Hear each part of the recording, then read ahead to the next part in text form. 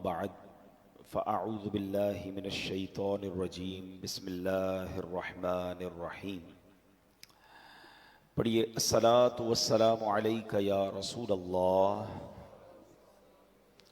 وعلی آلک واصحابک یا حبیب اللہ. الصلاۃ والسلام علیک یا نبی اللہ وعلی آلک واصحابک یا نور اللہ. پیارے پیارے اسلامی بھائیوں، الحمدللہ عز و جل ایک بار پھر جمعہ کا دن ہے. اللہ کے گھر میں بیٹھے ہیں اور آج ماہ شعبان کا آخری جمعہ ہے. انشاءاللہ اگلا جمعہ اللہ نے ہمیں خیر سے نصیب کیا تو ہم ماہ رمضان میں جمعہ ادا کریں گے. اللہ کریم ہم سب کو خیر سے ماہ رمضان سے ملا دے. اللہم بلغنا رمضان بالصحت وعافیہ. اے اللہ ہمیں خیر سے صحت سے رمضان سے ملاقات کرا دے.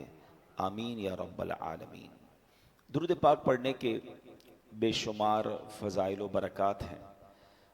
بڑی پیاری کتاب ہے، حدیثوں پر مشتمل ہے. اربعین اتار، قسط نمبر 2 ہے، صفحہ نمبر 26 ہے، حدیث پاک نمبر بھی 26 ہے. اور وہ حدیث کیا ہے؟ کثرت الذکر والصلاۃ علی تنفی الفقر. بہت سارے لوگ ملتے ہیں، کہتے ہاتھ تنگ ہے، گزارا نہیں ہو رہا، غربت ہے، مہنگائی بڑھ گئی ہے.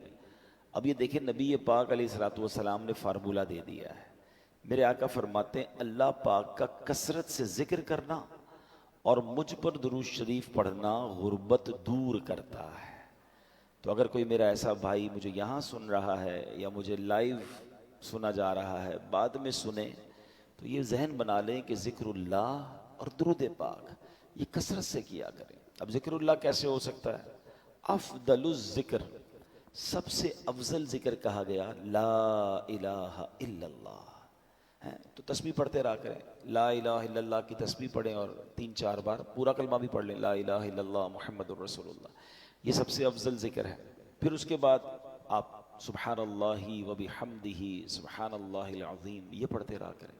سبحان اللہ، الحمدللہ، اللہ اکبر. یعنی اللہ کا ذکر زبان پہ رہے نا. فضول باتوں سے بچ کر جس رب نے زبان دی ہے اس رب کا ذکر کرتے رہیں. بیٹھے بیٹھے نیکیاں مل رہی ہیں، انشاءاللہ پریشانیاں الگ دور ہوں گی، غربت الگ دور ہوگی. پھر درود پاک پڑھتے رہیں. الصلاۃ والسلام علیک یا رسول اللہ صلی اللہ تعالی علی محمد صلی اللہ علیہ وسلم. درود ابراہیمی پڑھ لیں جو آپ نماز میں، جو درود آپ کو آسانی سے آپ پڑھ سکتے پڑھیں. تو کم از کم روزانہ اپنی روٹین میں کچھ تعداد میں ذکر الہی اور درود پاک کو ضرور شامل کریں. بہتر تو یہ ہے کہ ہر نماز کے بعد جو تسبیح فاطمہ ہے 33 بار سبحان اللہ، 33 بار الحمدللہ، 34 بار اللہ اکبر پڑھ لیا کریں. پھر اسی طرح ایک تسبیح درود پاک کی ہر نماز کے بعد پڑھ لیں تو انشاءاللہ اچھی کوانٹٹی میں ہو جائے گا. اور اب تو وہ مہینہ آ رہا ہے جس میں نیکیوں کا اجر بڑھا دیا جائے گا. تو رمضان میں تو ویسے ہی فضول باتوں سے بچ کر بس یہ موبائل فون کا کم استعمال کرنا ہے. آپ نے موبائل میں جاتے ہیں تو پھر واپس ہی نہیں آتے، اور یہ موبائل بعض اوقات بڑے بڑے گناہ کروا دیتا ہے. تو ہمیں موبائل سے دور رہ کر تسبیح رکھیں ہاتھ میں، موقع ملتا رہے پڑھتے رہیں. نامہ اعمال میں نیکیاں لکھی جا رہی ہیں. تو اللہ کرے کہ یہ رمضان ہم کثرت سے ذکر الہی کریں، کثرت سے درود پاک پڑھیں. اور جو میرے بھائی غربت کی وجہ سے پریشان ہیں، اللہ اس مبارک وظیفے کے صدقے سب کی غربت بھی دور فرما دے. اچھا، اب ایک اور فضیلت میں ہر جمعے کو ہی تقریباً کوشش کرتا ہوں جب میری حاضری ہوتی ہے بیان کرتا ہوں کہ حدیث پاک کا مضمون ہے کہ جو جمعہ کے دن 200 بار درود پاک پڑھے اس کے 200 برس کے گناہ معاف کر دیے جاتے ہیں. تو جمعے کو تو اسپیشلی، جمعہ actually is the special day for درود پاک. تو اس میں تو کثرت سے درود پاک آپ نے پڑھتے رہنا ہے. ایک بار محبت سے با آواز بلند درود پاک پڑھ لیجئے. صلو علی الحبیب صلی اللہ تعالی علی محمد صلی اللہ علیہ وسلم. اب ہم انشاءاللہ قرآن پاک کی وہ آیت انشاءاللہ پڑھیں گے اور اس کا ترجمہ اور اس کے بارے میں جانیں گے. جو اسلام بھائیاں پابندی سے بیان میں آتے ہیں جمعے کو، ان کو پتہ ہے کہ ہم ہر جمعے کو کوشش کرتے ہیں کہ قرآن پاک کی کچھ آیتیں اس کی تلاوت بھی کرتے ہیں، اس کا ترجمہ بھی پڑھتے ہیں اور پھر اس کو سمجھتے ہیں، اس کو انڈرسٹینڈ کرتے ہیں. اور میں نے یہ بھی بتایا ہوا ہے بیان میں کہ بے شک پورا قرآن ہی پڑھنا ہے، مگر قرآن میں کچھ خاص آیتیں ہیں جس میں اللہ نے مومنوں سے بات کی ہے، مجھ سے اور آپ سے ڈائریکٹ بات کی ہے۔ کیسے بات کی ہے؟ یا ایہا الذین آمنو کہہ کر، ٹھیک ہے؟ آج انہی میں سے ایک آیت ہم سنیں گے بھی اور پھر اس کو سمجھنے کی کوشش کریں گے۔ توجہ سے سننا ہے آپ نے۔ پارہ نمبر 17 ہے، سورہ حج ہے، اور آیت نمبر 77 نمبر آیت۔ اللہ قرآن میں فرماتا ہے یا ایہا الذین آمنو، اے ایمان والو، یا ایہا الذین آمنوا ارکعوا واسجدوا واعبدوا ربکم وافعلوا الخیر لعلکم تفلحون۔ صدق اللہ العظیم۔ آسان ترجمہ قرآن کنز العرفان۔ اللہ فرماتا ہے اے ایمان والو، رکوع اور سجدہ کرو اور اپنے رب کی عبادت کرو اور اچھے کام کرو اس امید پر کہ تم فلاح پا جاؤ۔ اب اس آیت میں ہمیں بہت کچھ سکھایا گیا، وہ اس کو انشاءاللہ میں بتاتا ہوں۔ اور اب سبحان اللہ، جیسے میں نے عرض کیا کہ کچھ ہی گھنٹوں میں اللہ کرے گا تو آج رات ہی ہمیں رمضان مل جائے، ورنہ انشاءاللہ اتوار پہلا روزہ تو ہو ہی جائے گا۔ تو حدیث پاک میں رمضان کو اللہ کا مہینہ فرمایا گیا۔ انشاءاللہ جلد ہی عظمتوں، برکتوں، عزتوں اور شانوں والے مہینے رمضان کی آمد ہے۔ ایک حدیث پاک میں میرے آقا فرماتے ہیں سید الشہور شہر رمضان، میرے آقا فرماتے ہیں ماہ رمضان مہینوں کا سردار ہے، یعنی سارے مہینوں کا جو سردار ہے وہ ماہ رمضان ہے۔ پورے قرآن میں ایک ہی مہینے کا ذکر ہے، وہ مہینہ کون سا ہے؟ وہ رمضان کا مہینہ ہے۔ تو اے میرے پیارے اسلامی بھائیوں، نبی پاک علیہ الصلوۃ والسلام کی یہ پیاری ادا ہے کہ آپ رمضان کا بھرپور طریقے سے استقبال کیا کرتے تھے۔ آپ علیہ الصلوۃ والسلام کی عادت کریمہ تھی کہ رجب شریف سے ہی ماہ رمضان تک پہنچنے کی دعا فرمانا شروع کر دیتے۔ اللہم بارک لنا فی رجب و شعبان و بلغنا رمضان۔ رجب سے رمضان کے لیے دعائیں ہو رہی ہوتی تھی کہ رجب بھی برکت دے، شعبان میں برکت دے، رمضان سے ملا دے۔ کیسا شوق ہے سرکار دو عالم علیہ الصلوۃ والسلام کو، تو پھر ہمیں بھی رمضان کا شوق ہونا چاہیے، اس کے استقبال کا ذہن ہونا چاہیے۔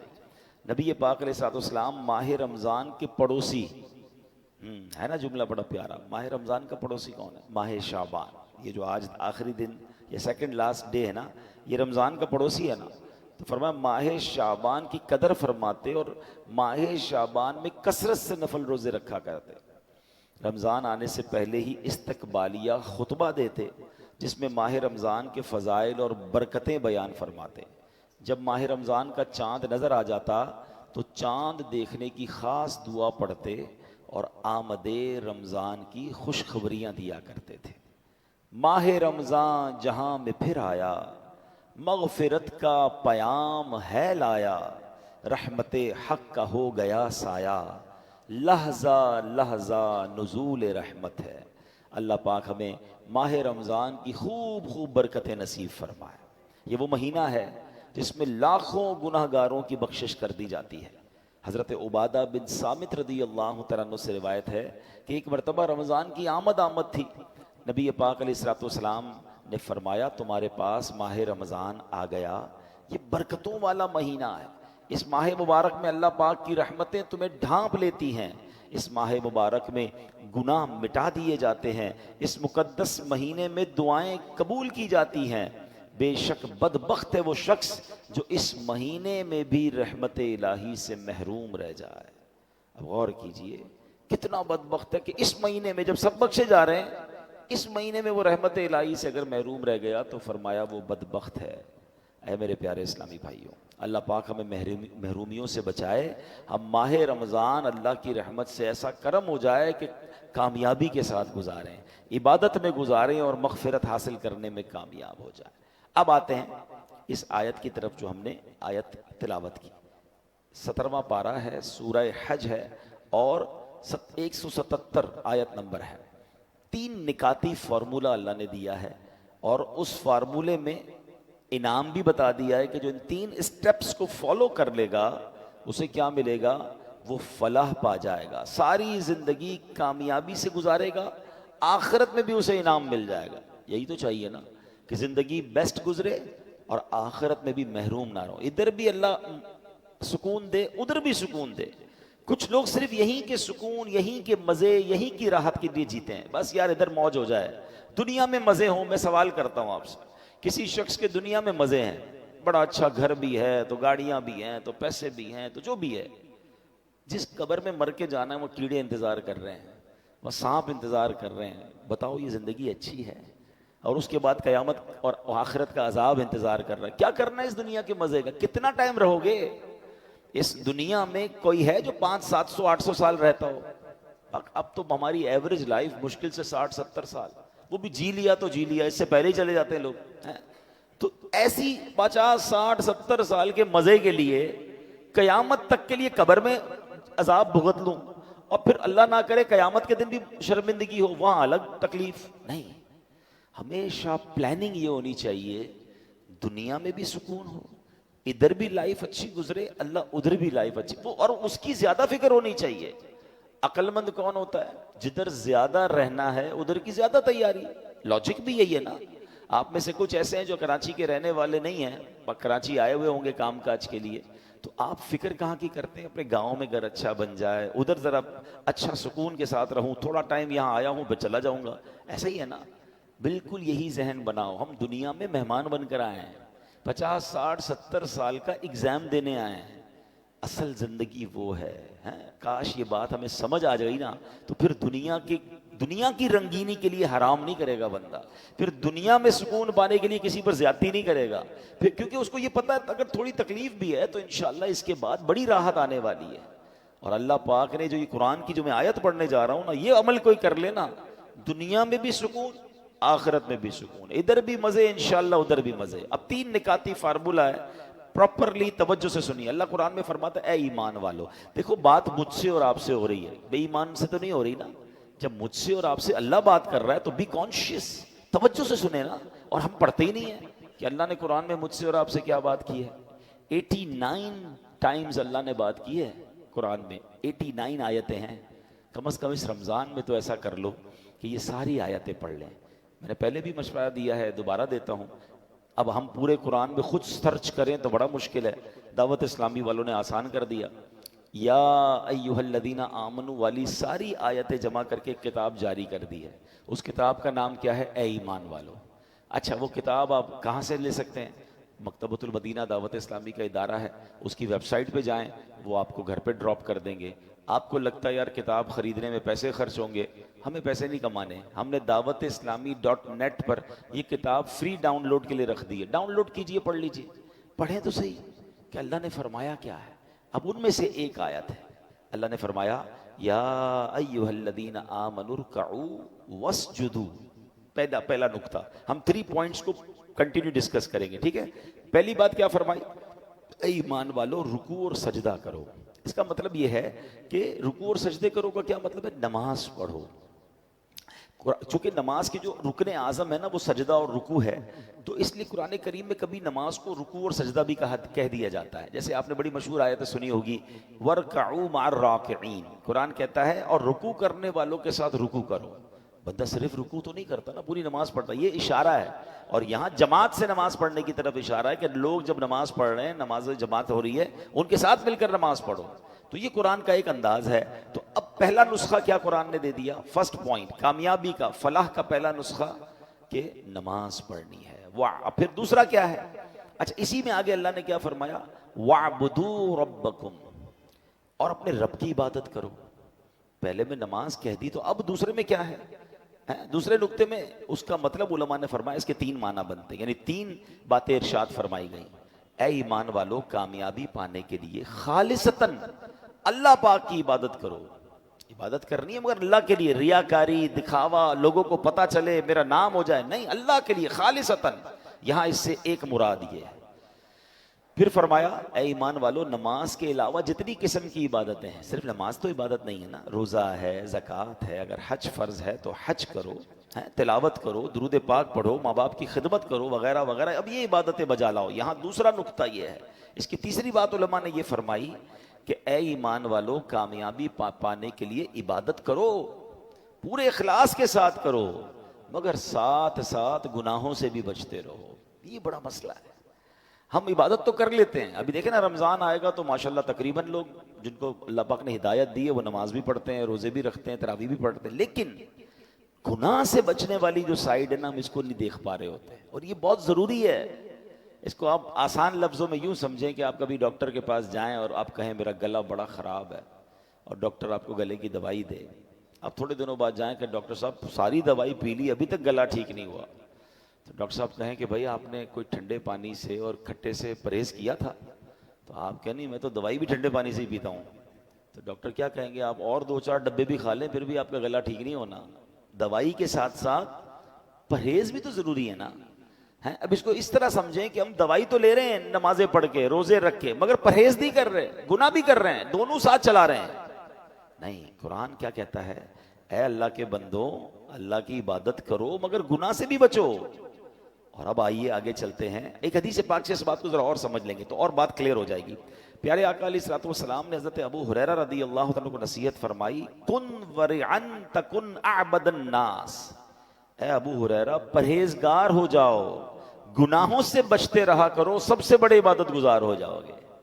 ہم کیا سمجھتے ہیں بہت زیادہ عبادت کرنے والا عبادت گزار ہوتا ہے. یقیناً عبادت کرنی ہے مگر گناہ سے بچنا از ویری امپورٹنٹ. یہ دونوں ملیں گے تو سمجھ لیں اس کی برکتیں ملیں گی. اس کو اور اچھے انداز سے سمجھیے.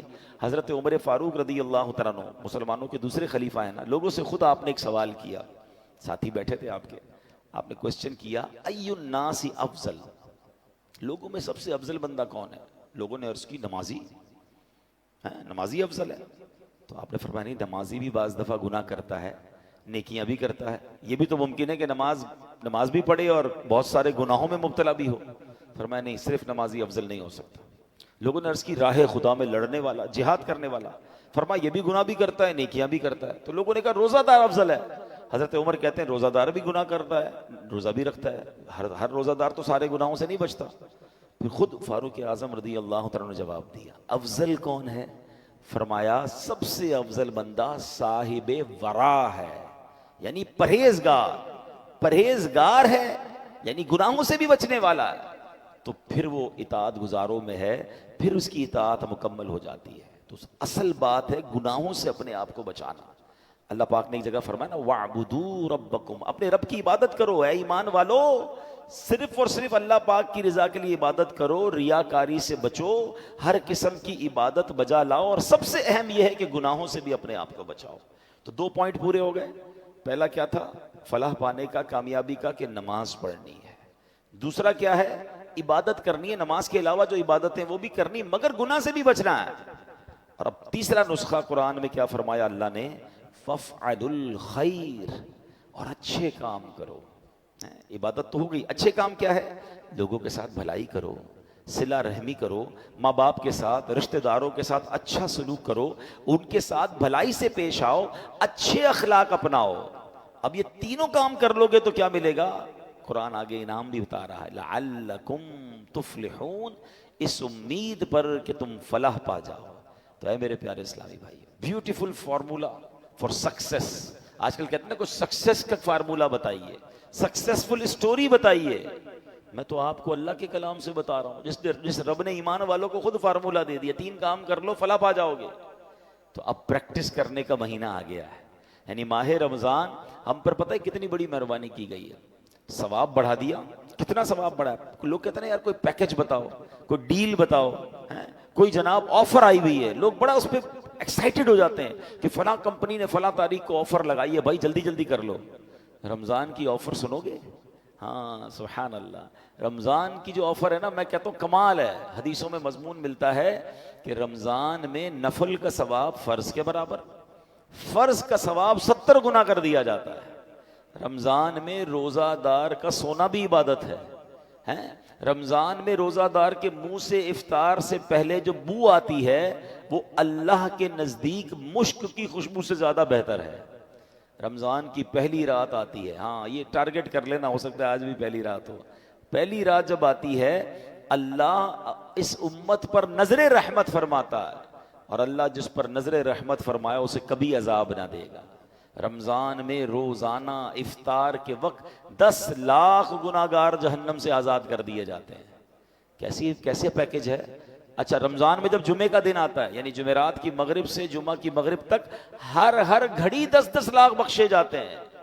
مطلب وارے نہیں آ رہے ہیں نا ساری زندگی میں, اور آپ دعا کرتے ہیں یا اللہ ہماری پکار سن لے, ہماری دعا سن لے. رمضان کی راتوں میں فرشتہ آواز لگاتا ہے کوئی مانگنے والا کہ اس کی دعا قبول کر لی جائے, ہے کوئی توبہ کا طلبگار اس کی توبہ قبول کی جائے.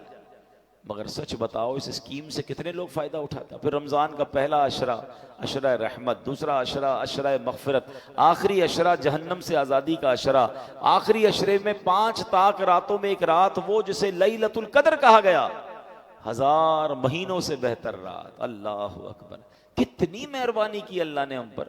یعنی ہر وہ سامان کر دیا گیا کہ میرا بندہ بخشا جائے.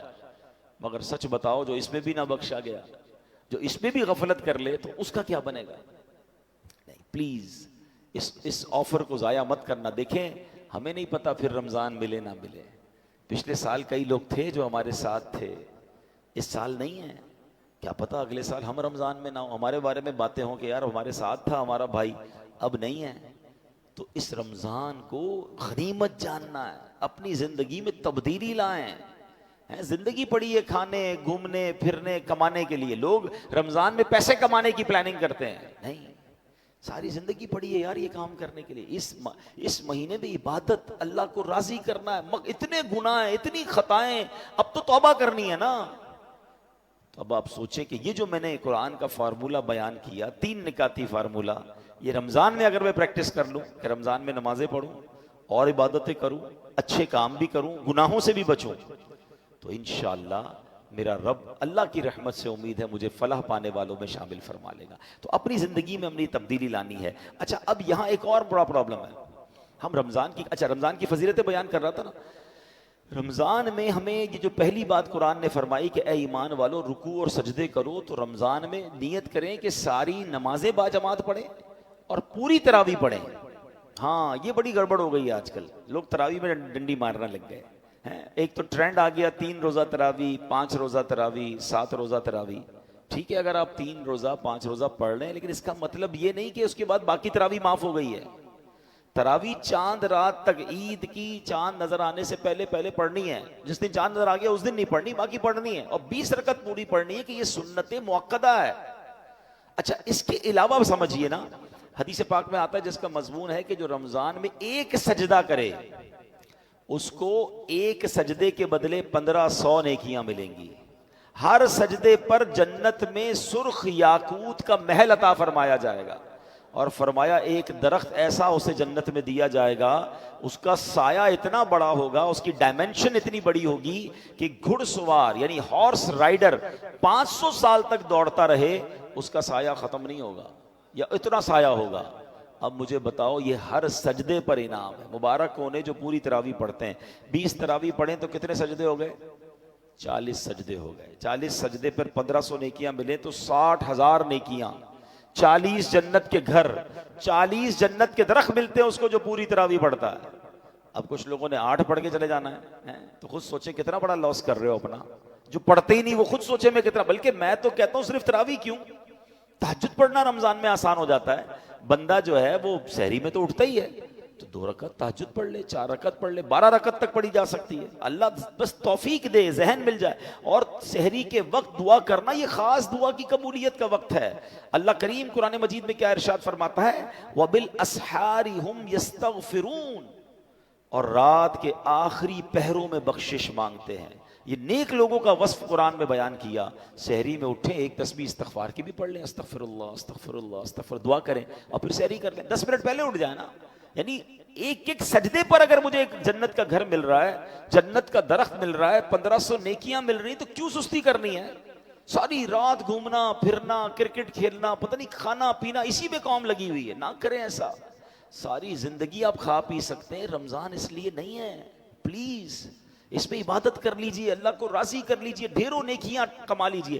میں چوٹ کرنے کے لیے, سمجھانے کے لیے کہہ رہا ہوں. چلے ہماری اس مسجد میں اگر ہم ایک اعلان کر دیں, کوئی بڑے صاحب آ جائیں اور اعلان کر دیں کہ بھائی اس رمضان میں جتنے لوگ تراویح پوری پڑھیں گے, 20 رکعتیں پڑھیں گے, جاتے جاتے 60 ہزار روپے کیش ان کو لفافے میں دیے جائیں گے, اور ایک DHA کا پلاٹ دیا جائے گا. مجھے بتاؤ اس مسجد میں جگہ تو چھوڑیں, روڈے ووڈے سب بھر جائیں گی نا. اور لوگ پھر آخری دن دعا بھی کریں گے یا اللہ 29 کا چاند نہ دکھے 30 کا دکھے ایک پلاٹ اور مل جائے گا, ایک 60,000 کا لفافہ اور مل جائے گا. ویسے لوگ یہی دعا کر رہے ہوتے ہیں جن کو روزے بھاری پڑتے کہ 29 میں رمضان چلا جائے. معاذ اللہ, ہر ایک دن اور مانگ لو یار. اب میں چوٹ کر رہا ہوں آپ کو, 60,000 روپے روز تراویح پہ ملے اور ایک ڈی ایچ اے کا پلاٹ ملے, ہر بندہ پوری تراویح پڑھے گا. میں آپ کے نبی کا حدیث سنا رہا ہوں آپ کو, ہر سجدے پر 1500 نیکیاں ہیں, ہر سجدے پر ایک جنت کا گھر ہے. یار کیا دنیا کی چیزیں ہمیں کام آئیں گی؟ ہم کیوں دنیا کی اسکیم کے لیے ریڈی ہیں اور جنت کے خزانے بٹ رہے ہیں اور ہم بھاگ جاتے ہیں. اچھا آتے ہیں کچھ لوگ نا, رمضان میں ہم نے ٹرینڈ دیکھا ہے, پہلے 3-4 دن مسجد فل ماشاءاللہ, اور چوتھے دن سے ایک ایک صف پیچھے سے کم ہونا شروع ہوئے گی, اور آہستہ آہستہ پھر 15-17 رمضان تک نمازی کم ہو جائیں گے, پھر آخری طاق راتوں میں جوش آئے گا تو آئیں گے. ایسا نہ کرو یار پلیز. آپ اس بار پنکچول جم کے عبادت کریں کہ نہیں کچھ بھی ہو جائے, بلکہ رمضان میں پریکٹس کرنی ہے کہ اس بار ایسی عبادت کی عادت پڑ جائے کہ پھر رمضان تو چلا جائے ہم مسجد سے جڑ جائیں گے انشاءاللہ. ہم نماز قضا نہ کریں, ہم عبادت میں دل لگا لیں. یہ تو ہماری اور آپ کی پریکٹس کروانے آ رہا ہے. تو اس بار رمضان میں یہ ذہن بنا لیں کہ بس میں نے نیکیاں سمیٹنی ہیں اور میں نے اللہ کو راضی کرنا ہے. اللہ اکبر. نماز اوابین بھی ادا کیا کریں. آؤ اس کی فضیلت بتاؤں. یہ کیا طریقہ ہوتا ہے کہ آپ مغرب پڑھے تھے نا, 3 فرض پڑھتے ہیں, 2 رکعت سنت پڑھا کریں, 2 رکعت نفل پڑھیں اور 2 رکعت اوابین کی نیت سے پڑھ لی. ٹوٹل 6 رکعتیں ہوتی ہیں. اور سبحان اللہ حدیث پاک میں ہے, جس نے نماز مغرب کے بعد 6 رکعتیں اس طرح پڑھی کہ کوئی بری بات نہ کی تو اس کے حق میں 12 سال کی عبادت کرنے کے برابر ہے. کتنی دیر لگتی ہے یار؟ فرض تو پڑھتے ہی ہیں, کچھ لوگ سنتیں بھی پڑھتے ہیں. اب انشاءاللہ رمضان میں بھی نیت کروں. اب بھوک تو لگی ہوتی ہے, کھانا ریڈی ہوتا ہے, 2-4 منٹ کی بات ہے نا. ایک حدیث پاک میں آیا, جو مغرب اور عشاء کے درمیان مسجد میں ٹھہرا رہے, نماز اور قرآن کے علاوہ کوئی بات نہ کرے, تو اللہ پاک کے ذمہ کرم پر حق ہے کہ اس کے لیے جنت میں 2 محل بنائے جن میں سے ہر ایک کی مسافت 100 سال ہوگی. دونوں کے درمیان اس کے لیے درخت لگائے گا. اگر اہل دنیا اس کا چکر لگائیں تو وہ سب کا احاطہ کر لے. یوں بٹ رہے ہوتے ہیں خزانے. اللہ کے گھر میں آیا کریں, بیٹھا کریں, جلدی نہ مچایا کریں, اور پھر مسجد کا ادب بھی کرنا ہے. یہ بات بھی میں سمجھا دوں. اب ہوتا کیا ہے کہ رمضان میں نمازی آتے ہیں ماشاءاللہ, بہت اچھی بات ہے, لیکن دیکھیں مسجد اللہ کا گھر ہے, اللہ کے گھر کا اکرام ہے. کوئی تو پروٹوکول ہوگا نا. آپ کہیں دعوت میں جاتے ہیں, کسی بڑی شخصیت کے گھر جاتے ہیں, اپنا لباس چیک کرتے ہیں, خوشبو لگاتے ہیں, چہرہ دھوتے ہیں, اچھی بات ہے, مگر کیا اللہ کے گھر میں آتے وقت یہ کرتے ہیں؟ ایسا سوچنا ہوگا نا. جیسا کپڑا ہے, اسمیل آ رہی ہے, بو آ رہی ہے, بعض لوگوں کے منہ سے بدبو آ رہی ہوتی ہے. آپ کو پتا ہے بعض صورتوں میں کہ جب آپ کے جسم اور منہ سے اسمیل آ رہی ہے, بدبو آ رہی ہے, مسجد میں آنا ہی ناجائز ہے, کیونکہ اللہ کے فرشتے آتے ہیں ادھر, ان کو تکلیف ہوتی ہے, مسلمانوں کو بھی تو تکلیف ہوتی ہے نا. تو میرا پہلا مشورہ تو یہ کہ افطار کے بعد اگر آپ نے جماعت سے نماز پڑھنی اور پڑھنی چاہیے تو آپ افطار میں صرف کھجور کھا لیں, فروٹ کھا لیں اور اچھے طریقے سے منہ دھو لیں. ورنہ یہ سموسے, پکوڑے, پتہ نہیں کیا کیا پیاز کے ساتھ چیزیں کھا رہے ہوتے ہیں, اور اب اتنا ٹائم نہیں ہوتا کہ آپ منہ صاف کر سکیں, اور اب ایسا ہی منہ لے کر آپ مسجد میں آ رہے ہیں تو سوچیں تو مسجد کی بے ادبی ہے. نماز بس جب بھی مسجد میں آئے ایک بات خیال رکھیں, میں اللہ کی بارگاہ میں, اللہ کے گھر میں جا رہا ہوں, کپڑا صاف ستھرے ہوں. علماء کرام نے, ہمارے بزرگوں نے نماز کے کپڑے الگ رکھے ہوئے تھے کہ جب نماز پڑھنی ہوتی تو وہ اچھے والے کپڑے پہنتے. ہم نے دعوت کے کپڑے الگ رکھے ہیں. کچھ لوگ نماز ایسے کپڑے پہن کے پڑھتے ہیں جب کسی کے سامنے وہ کپڑے نہیں پہن سکتے. ہم نے دیکھا گھر میں وہ عجیب سے کپڑے پہن کے نمازیں پڑھ رہے ہیں. بھائی باقی کے یہی کپڑے پہن کے کسی دنیا دار کے پاس جاؤ گے, نہیں ذرا رکیں, ذرا استری کروا لو, ذرا کپڑے تیار کر لو. خود سوچیں یار, جتنا اکرام کریں گے, جتنی عزت کریں گے, مسجد میں جتنے وقار سے آئیں گے, انشاءاللہ اتنا نوازا جائے گا. ایک اور بات یاد کر لیں, مسجد میں ہنسنا قبر میں اندھیرا لاتا ہے. مسجد میں ضرور آئیں مگر ہنسی مذاق نہیں ہونی چاہیے, سیریس رہیں. مسجد میں فضول باتیں نیکیوں کو اس طرح کھا جاتی ہیں جیسے آگ لکڑی کو کھا جاتی ہے. ادھر آ کے بھی تراویح میں آئے ہیں, اب ٹائم تو گزر نہیں رہا, پیچھے بیٹھے ہیں, ہاں بھائی کیا چل رہا ہے ڈالر کا ریٹ, آج کل کیا ہو رہا ہے سونے کا بھاؤ. ارے اللہ کے بندے, اللہ کے گھر میں بیٹھے آخرت کی بات کر لے بھائی, تھوڑا ذکر الہی کر لے. فارغ ہے تو نہیں, تسبیح اٹھا لو, دنیاوی بات نہ کریں. یہ آپ کے نیکیوں کو برباد کرنے والا کام ہے. اعتکاف کرنے والوں کو بھی یہ احتیاط کرنی چاہیے. اگر آپ کو لگتا ہے میں فضول باتوں سے نہیں بچ سکتا, ہنسی مذاق سے نہیں بچ سکتا, تو آپ کو اعتکاف نہیں کرنا چاہیے. کہیں ایسا نہ ہو سب بخشے جائیں اور آپ گناہ لے کے جا رہے ہیں. تو ادب کے ساتھ جتنا مسجد کا ادب کریں گے اتنی برکتیں ملیں گی. مسجد میں ایک اور شرعی مسئلہ بھی سن لیں, کیونکہ اب کل سے انشاءاللہ یا پرسوں سے افطار وغیرہ اور تراویح کے اندر بھی لوگ پانی وغیرہ پئیں گے. مسجد میں کھانا پینا سونا سحری افطاری کرنا یہ جائز نہیں, لیکن اگر کوئی مسجد میں آ کر اعتکاف کی نیت کر لے گا تو پھر یہ چیزیں اس کے لیے ضرورتاً جائز ہو جائیں گی. تو اپنی عادت یہ بنائیں کہ جب بھی مسجد میں آئیں, when ever you enter in مسجد, آپ نے اعتکاف کی نیت کر لینی. کیسے کرتے ہیں؟ دل میں کر لیں میں اعتکاف کی نیت کرتا ہوں, زبان سے کہہ لیں نویت سنت الاعتکاف, تو اب آپ کا یہ کھانا پینا وغیرہ جائز ہو جائے گا. اب میں بڑی اہم بات کی طرف آخر میں توجہ دلانا چاہتا ہوں کہ نبی پاک کی پہلے ایک حدیث سن لیں. میرے آقا علیہ الصلوۃ والسلام فرماتے ہیں فاتقوا شہر رمضان, فرمایا ماہ رمضان کے معاملے میں ڈرو. ڈرنا کیوں ہے؟ ہاں, آقا فرماتے ہیں فَإِنَّهُ شَهْرُ اللَّهِ, کیونکہ یہ اللہ پاک کا مہینہ ہے, بے شک یہ اللہ پاک کا مہینہ ہے. نبی پاک فرماتے ہیں اللہ پاک نے تمہارے لیے 11 مہینے رکھے ہیں, کھاؤ پیو لذت اٹھاؤ, مگر ایک مہینہ اللہ نے اپنے لیے خاص فرما لیا ہے. ٹرائی ٹو انڈرسٹینڈ, یہ اللہ کا مہینہ ہے, 11 مہینے کھائیں پیئیں لذتیں اٹھائیں. یہ ہمیں تو ایسا لگتا ہے کہ کچھ لوگ اسی ایک مہینے میں 11 مہینے کی لذتیں اٹھا رہے ہوتے ہیں, اسی ایک مہینے میں 11 مہینے کا کھانا کھا رہے ہوتے ہیں. نہیں, یہ مہینہ نبی پاک نے کیا فرمایا, اللہ سے ڈرو اس مہینے کے بارے میں, رمضان سے ڈرو, کیونکہ یہ اللہ کا مہینہ ہے. باقی 11 مہینے تمہارے, یہ ایک مہینہ اللہ کا. مگر سچ بتائیں آج حال کیا ہے؟ آج رمضان فوڈ فیسٹیول بنا ہوا ہے, ساری رات کھانا پینا, ہوٹلیں, عجیب عجیب جناب کام ہو رہے ہیں. رمضان ٹورنامنٹ ڈیسائیڈ ہوتے ہیں. نہ کریں ایسا. دیکھیں رمضان میں ثواب تو بڑھا دیا گیا, مگر ایک بات اپنے ذہن میں بٹھا لیں کہ جب کسی مقام یا کسی دن یا کسی ٹائم کا مقدس ہو جاتا ہے, وہ مبارک وقت ہوتا ہے, مبارک دن ہوتا ہے یا ایام ہوتے ہیں, اس جگہ پر یا اس وقت میں گناہ کرنا, اس کی پنشمنٹ بھی زیادہ ہوتی ہے, اس کی سیویرٹی بھی زیادہ ہوتی ہے. مثال کے طور پہ کوئی بندہ روڈ پہ گناہ کرے, غلط ہے, اور مسجد میں آ کے کرے, تو آپ کیا کہیں گے؟ خدا کا خوف کرو یار, اللہ کے گھر میں ہیں. اگر کوئی پاکستان میں گناہ کرے غلط ہے, مگر مکے میں جا کے گناہ کرے تو کیا ہوگا؟ مکے میں ایک نیکی 1,00,000 نیکی کے برابر, ایک گناہ 1,00,000 گناہ کے برابر. بالکل اسی طرح رمضان میں اجر بڑھا دیا گیا. رمضان میں پتہ ہے ہم پر سب سے بڑی مہربانی کیا ہوئی ہے؟ لاجک کیا کہتی ہے؟ چیلنج بڑھا تو انسینٹیو بڑھا, ریوارڈ بڑھا. جیسے جیسے ٹارگٹ پورا کرو گے تب پیسے زیادہ ملیں گے نا. دنیا کا تو دستور یہی ہے, مگر اللہ نے کیا کیا؟ کوئی چیلنج نہیں, شیطان ہی بند کر دیا.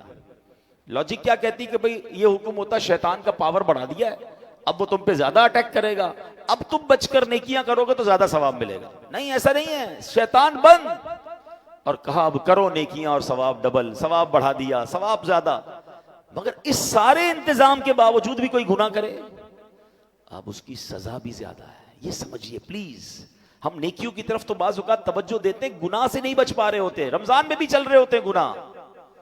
حدیث پاک میں آتا ہے, میرے آقا علیہ الصلوۃ والسلام فرماتے ہیں کہ حدیث پاک کا مضمون ہے کہ رمضان میں جو گناہ کا کام کرتا ہے, اللہ پاک اس کے سال بھر کے اعمال ضائع فرما دیتا ہے. رمضان میں گناہ پورے سال کے اعمال برباد کر سکتا ہے. تو پلیز آپ نے دیکھیں, تھوڑا سکون سے بیٹھیے, میرا مشورہ ہے, میں آپ کو بہت دل سے یہ مشورہ دے رہا ہوں. ایک لسٹ بنانی پڑے گی, تھوڑا ریئلائز کرنا ہوگا کہ میں رمضان میں گناہ نہ کروں, یہ کیسے پاسبل ہے. تو سب سے پہلے یہ دیکھنا ہوگا کہ میں کس کس راستے سے گناہ کرتا ہوں. مجھے وہ سارے دروازے, I have to close all my doors, وہ سارے دروازے بند کرنے ہوں گے جس سے گناہ آتا ہے. اور اس میں شاید سب سے بڑا ہمارا موبائل فون ہے. موبائل فون میں سارے پیجز لائک کیے ہوئے ہیں, سارے گروپوں میں شامل ہیں. جیسے ہی موبائل کھولتے ہیں کوئی ویڈیو آ جاتی ہے, کوئی میوزک ہے, کوئی بے پردگی ہے, کوئی بے حیائی ہے, سب دیکھ رہے ہیں. رمضان میں اگر گناہوں سے بچنا ہے تو سوشل میڈیا کا اپنا استعمال کم کر دیں, بند کر دیں. میں تو کہتا ہوں ضرورت ہے واٹس ایپ پہ کسی کو سوال جواب کرنا ہے کر لیا, ورنہ نہ جائیں کسی سوشل میڈیا پیج پر. ہم گناہ کیے بغیر واپس آتے نہیں ہیں. مجھے گناہ سے اپنے اعمال بچانے, ورنہ 1 سال کے اعمال کہیں برباد نہ ہو جائے, یہ سوچ لیں. پھر اس کے بعد اگر کوئی ایسی گیدرنگ ہے کہ جہاں میں جاتا ہوں اور وہاں جانے سے گناہ سے بچتا نہیں ہوں, دوستوں میں بیٹھتا ہوں تو ہنسی مذاق کے علاوہ غیبتیں ہو رہی ہیں, جھوٹ ہو رہا ہے, دل آزاریاں ہو رہی ہیں, تو اس سے اپنے آپ کو بچانا ہے تو اس گیدرنگ کو چھوڑ دیں رمضان میں. ہیں، مسجد میں رہیں، عبادت کریں، تلاوت کریں، گھر بیٹھیں مدنی چینل دیکھ لیں، فیضان مدینہ تشریف لے آئیں۔ بلکہ میں تو آپ کو ایک لائف ٹائم ایکسپیرینس بتاتا ہوں، کمال ہے دعوت اسلامی کا، پورا مہینہ گناہوں سے بچانے کا ایک فارمولہ دعوت اسلامی نے کیا دیا ہے، امیر اہل سنت نے، سبحان اللہ، کہ پورے مہینے کا اعتکاف فیضان مدینہ میں ہو رہا ہے۔ آپ کو جان کر حیرت ہوگی، نبی پاک علیہ الصلوۃ والسلام نے زندگی میں ایک بار پورے مہینے کا اعتکاف فرمایا تھا، پھر فرمایا کہ آخری عشرے کی 5 تاک راتوں میں ایک شب قدر ہے، آؤ میرے ساتھ اعتکاف کر لو۔ کیا زندگی میں ایک مہینہ ہم ایسا نہیں دے سکتے کہ ہم تمام گناہوں سے بچنے کے لیے اللہ کے گھر میں بیٹھ جائیں؟ اور فیضان مدینہ جو دعوت اسلامی کا مرکز ہے، اس وقت وہاں پر ہزاروں لوگ آ چکے ہیں اور ہزاروں لوگ آ رہے ہیں۔ کل لاہور سے پوری اسپیشل رمضان اعتکاف ٹرین آئی ہے، جو آج الحمدللہ یہاں پہنچی ہے، جو اعتکاف کریں گے پورے مہینے کا۔ یورپ سے لوگ آ رہے ہیں، UK سے آ رہے ہیں۔ آج مسجد میں کسی کو 2 گھنٹے بٹھانا مشکل ہے، فیضان مدینہ میں پورے مہینے کے لیے اعتکاف ہو رہا ہے، اور 5000 کے قریب ہمارا ٹارگٹ ہے کہ لوگ انشاءاللہ بیٹھیں گے۔ آپ سوچیں یہ کون لوگ ہیں؟ یہ بھی تو اللہ کے بندے ہیں، گناہ سے بچ کر پورا مہینہ عبادت میں گزاریں گے۔ آپ کے لیے پورا مہینہ ممکن نہیں، آخری عشرے کا اعتکاف کریں، لیکن اس مہینے میں ایک ٹارگٹ آج نیت کر کے جائیے، کچھ بھی ہو جائے ایک بھی گناہ نہیں کروں گا انشاءاللہ۔ شیطان بند ہے پھر بھی گناہ کروں یار، پھر بھی جھوٹ، پھر بھی غیبت، پھر بھی دل آزاری، پھر بھی حرام روزی نہیں۔ آنکھوں کو گناہ سے بچائیں، ہاتھوں کو بچائیں۔ اللہ مجھے بھی یہ عمل کرنے کی توفیق عطا فرمائے، آپ کو بھی نصیب فرمائے۔ رمضان میں ایک اور نیکی ضرور کیجئے گا کہ اللہ کی راہ میں دل کھول کر خرچ کریں۔ یہ ماہ سخاوت بھی ہے، اپنے لیے بھی، اپنے رشتہ داروں، اپنے غریب ملازمین، ان کو تقسیم کریں، سحری افطاری کرائیں، اللہ کی راہ میں خرچ کریں۔ یہ خرچ کرنے سے مال کم نہیں ہوتا، انشاءاللہ آپ اپنی آنکھوں سے اس میں ملٹیپلیکیشن دیکھیں گے۔ جس کی زکوٰۃ کا ٹائم پورا ہو گیا وہ پوری زکوٰۃ ادا کرے۔ اور پھر میری گزارش ہے کہ دین متین کا جو اتنا بڑا کام دعوت اسلامی کر رہی ہے، الحمدللہ آپ کے سامنے یہ مسجد ہے، یہ دعوت اسلامی نے بنائی۔ میں 2 دن پہلے میں نے ایک مسجد کی الحمدللہ اوپننگ سیریمنی میں گیا تھا، سوشل میڈیا پہ جنہوں نے دیکھا ہوگا، گلستان جوہر میں مین روڈ پر امیزنگ شاندار عالی شان مسجد، سینٹرل ایئر کنڈیشن لفٹوں والی بڑی مسجد، الحمدللہ اس کا افتتاح۔ کراچی میں الحمدللہ اور پورے پاکستان میں سال کی سینکڑوں مسجد دعوت اسلامی بنا رہی ہے۔ آج مغرب کی نماز میں میں نے الحمدللہ یہ کنگری ہاؤس کے پاس جو پیر پگاڑا صاحب کا گھر ہے اس کے قریب الحمدللہ ہم نے ایک مسجد کی جگہ لی ہے، وہاں پر پہلی نماز ابھی مغرب میں ہوگی۔ پوری دنیا میں یہ کام ہو رہا ہے، تو میری گزارش ہے کہ آپ بھی دعوت اسلامی کا ساتھ دیں، آپ بھی اس نیکی کے کام میں اپنا حصہ ملائیں۔ تو اس بار اپنی زکوٰۃ میں، اپنے ڈونیشنز میں، ہزاروں مدارس ہیں، لاکھوں علماء اور حفاظ بن رہے ہیں، تو دعوت اسلامی کا ساتھ دیں اور اپنا ڈونیشن، اپنا فطرہ، اپنی زکوٰۃ میں دعوت اسلامی کو ضرور یاد رکھیں۔ اب یہاں میں ایک اعلان کر دوں کہ انشاءاللہ رمضان کے لیے کچھ جماعت کے ٹائمنگ میں ہم نے تبدیلی کی ہے کہ صرف رمضان میں ہمارے ماشاءاللہ اس مسجد میں 2 جمعے ہوتے ہیں، کیونکہ بہت تعداد ہوتی ہے، یہ دوسرا ہوتا ہے، پہلا 1:15 بجے ہوتا ہے، تو انشاءاللہ رمضان میں ظہر کی بھی 2 جماعتیں ہوا کریں گی انشاءاللہ، 1:15 بجے اور 2:15 بجے، یعنی 2 بار ظہر کی جماعت ہوگی۔ تو جو لوگ لیٹ آتے ہیں وہ آ جائیں۔ اور رمضان میں نماز جمعہ جو ہے اس کا پہلا جمعہ تو اسی طرح 1:15 بجے ہوا کرے گا، مگر یہ والا جو ہمارا جمعہ ہے، یعنی اگلا جمعہ آپ آئیں گے نماز کے لیے تو وہ 3:30 بجے ہوگا۔ 3 کی بجائے ہم نے آدھا گھنٹہ آگے کر دیا ہے، لیکن ایسا نہیں کہ آپ 3:30 بجے آئیے گا، انشاءاللہ ہم 2:45 بجے بیان شروع کر دیں گے۔ تو آئیے اللہ رسول کی باتیں بھی سنیں، اللہ کے گھر میں وقت بتائیں گے تاکہ وہ وقت عبادت میں گزرے۔ تو نیکسٹ جمعے سے بیان کا ٹائم 2:45 بجے ہوگا، جو ہمیں لائیو سن رہے ہیں انٹرنیشنلی بھی وہ سن لیں، پاکستان کے ٹائم کے مطابق 2:45 بجے انشاءاللہ بیان شروع ہوا کرے گا، اور انشاءاللہ 3:30 بجے باجماعت ہم انشاءاللہ یہاں پر نماز جمعہ ادا کریں گے۔ اللہ کریم عمل کی توفیق عطا فرمائے، آمین بجاہ النبی الامین۔ سنت ادا۔ ویڈیو دیکھنے کا شکریہ۔ اگر آپ چینل پر نئے ہیں تو سبسکرائب کر لیں اور ساتھ ہی ساتھ بیل آئیکن پر بھی کلک کر دیں تاکہ یوٹیوب ہماری ہر ویڈیو کا نوٹیفیکیشن سب سے پہلے آپ کو بھیج دے۔ جزاک اللہ۔